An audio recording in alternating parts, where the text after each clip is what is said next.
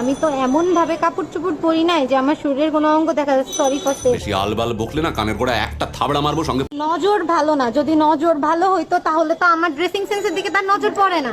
আপনার তো মিয়া নজর ভালো। আমার নজর ভালো দেখেই তো আপনার তো নজর ভালো না। আজকে আপনারা এটা কি কোনো কথা? আপনাদের মতো লোকের জন্য আজকে আমরা মেয়েরা স্বাধীনভাবে চলাফেরা ইস মিথ্যে কথা। আপনি মামা রিক্সা চালাই খান, আপনার কাজ রিক্সা চালানো, আপনি ড্রেসিং সেন্স নিয়ে কথা বলবেন কেন? আমি বিশ্বাস করি না। কেন? দুই তিনবার টানও দিছে, টান দিয়ে তারপর গামছা ফেলাই দিছে। তো আপনি কি এটা করতে পারেন? না না, কাজটা ঠিক হয়নি। আপনার কি সমস্যা যে নিয়ে যাবেন না কেন? আর মুখ আমি মুইতা দিমু, আর মুখ আমি মুইতা দিমু। আমি এই ড্রেস আপ পরবো, আমি এই ড্রেস আপ পরে চলাফেরা করবো। ফালতু কথা একদম কবি না। তো আপনার কাজ আমার এইখান থেকে ওই পর্যন্ত নিয়ে যাওয়া। আপনি নিয়ে যাবেন, আপনি কেন নিলেন না? ভালো হয়ে যা, এখনো সময় আছে।